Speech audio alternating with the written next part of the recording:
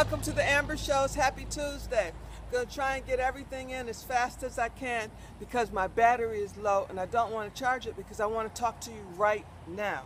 All right, the IRS says that hundreds of thousands of people, their information has all been hacked. So if you file taxes, your information, it may have been hacked. There are hundreds of thousands of people. So they said that if you've been hacked, you will get a letter in the mail. So then you'll find out what can be done from that point. Hacking is a big deal now. Everybody's doing it because everybody's so computer savvy, and it's really very scary.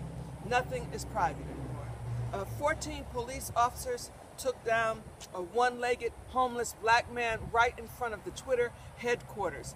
They took his prosthetic leg, they stomped on that and broke it up. His good leg, 4 officers held him down on his back, and they stomped his good leg, they twisted it, they stomped on it, and it is amazing that it was not on local news. Now, after Twitter, and I Twittered it everywhere and asked all my friends to retwitter it and all my followings to retwitter it, and I still haven't seen it on the news as of yet. But a girl taped it. She actually stood right there and taped the entire thing.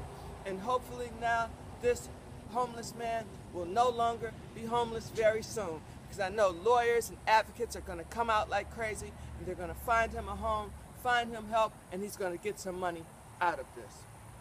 Real Housewives of Atlanta. Remember, I already told you that Marlo's coming back and Sheree is coming back. Well, a transgender has been added to the cast. Her name, Amaya Scott, will join the cast next season. Amaya Scott is a model who was born Arthur, that's the name, Arthur, and began his transformation 10 years ago when he was 17 years old.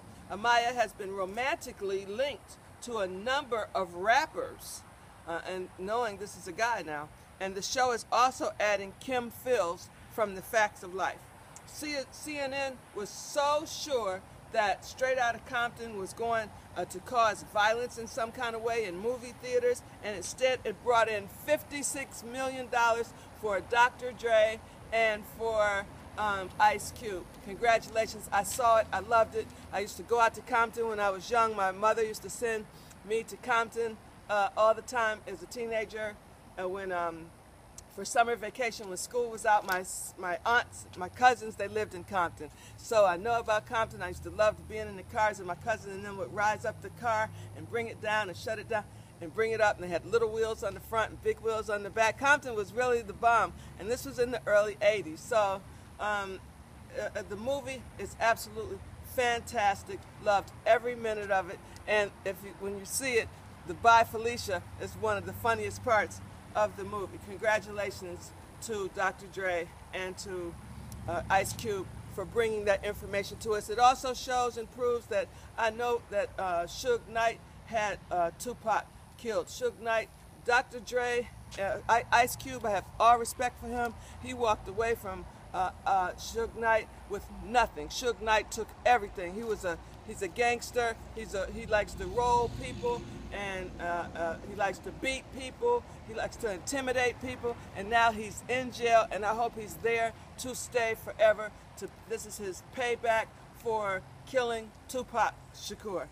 Tracy Morgan is recovering so good that he's been seen driving around New York. I had reported that before a few weeks ago, but now he'll be returning back to TV after a year and a half after his very serious car accident.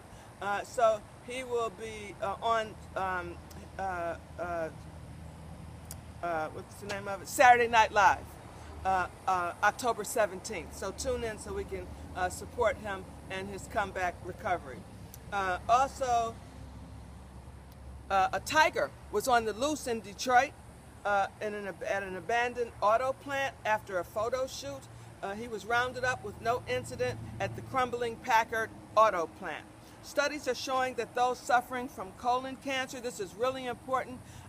This is close to my heart. I have friends who have very close friends, they're sister friends of mine, who are struggling with colon cancer. So studies are showing those suffering from colon cancer who drink coffee regularly had a better disease-free survival, meaning they had a lower rate of having their cancer reoccur or of dying. The colon cancer patients have been filling out diaries with their diets of what they eat and how much they exercise. They've been diagnosed with stage 3 colon cancer, which hasn't spread to nearby lymph nodes, but which hasn't spread to the rest of the body yet.